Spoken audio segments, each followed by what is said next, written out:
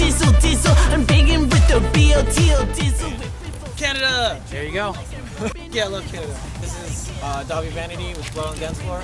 Pleasure to meet you, world. This is one half of BOTDS. This is Jay Von Monroe. He's the other half of Blood on the Dance Floor and the other half of my documentary.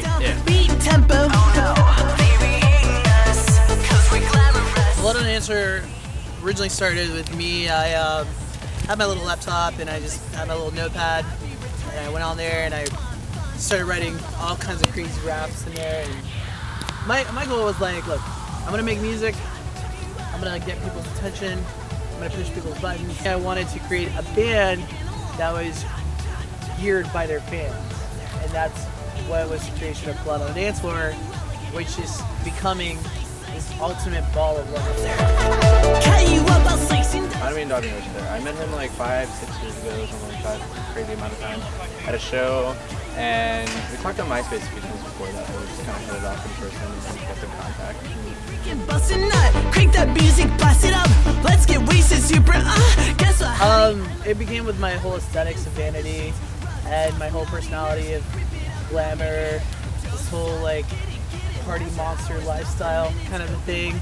And to me, that was, you know, the whole club kid vibe, because when I was in my early 20s, I was one of those club kids, you know what I mean? Jay, well, Jeremy J, obviously, a kid, and it was JJ when I was a kid, which I can't stand from apology now.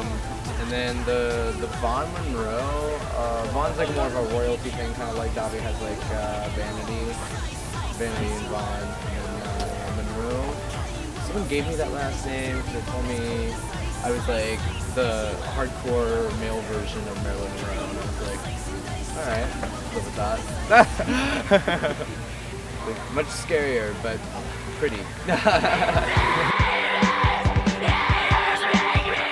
A lot of people act like these people were the actual band members, but they really weren't.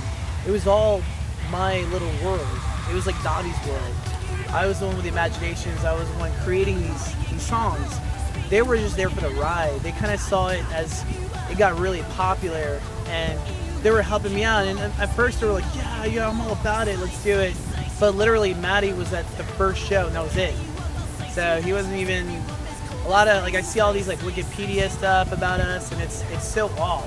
It's, a lot of the information about the internet's off. Let me clarify to you kids. Matty M was in the band for like a day. I pretty much wrote everything for Let's Start a Riot, and It's Hard to Be a Diamond in a Rental World, Ice Cream EP, and the OMFG sneak peek. So your video is going to have that exclusive. Let's die. I'm not a replacement. I'm an improvement. I don't believe that it was anyone's place. I just believe that it was just meant to do it.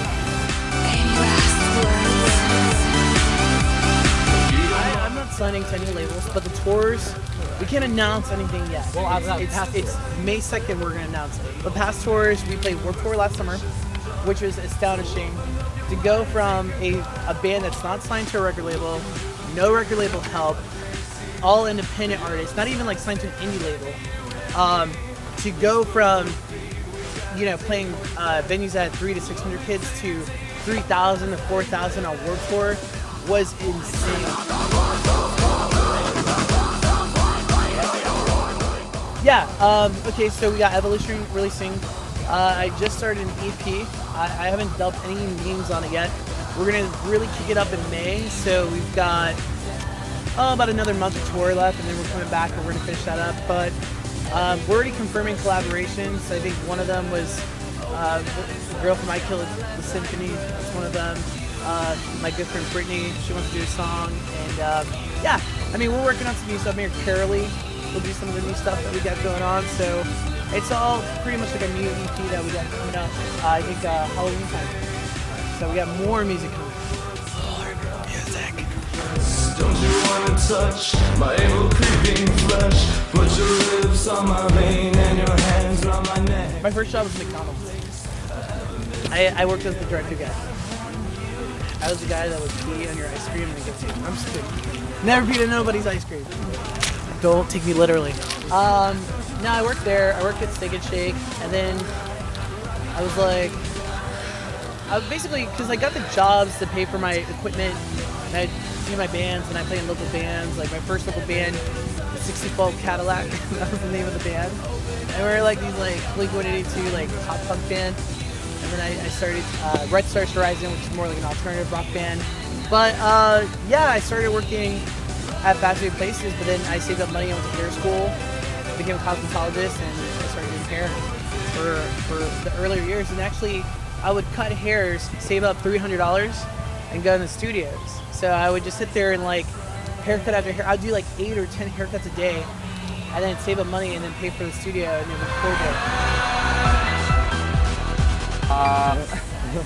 Murder Dolls and Slipknot, I would say. Like, those were like the two big bands I listened to for a long time. And then like Marilyn Manson. But Marilyn Manson isn't like, he doesn't like scream. He just like projects, you know, and his voice is just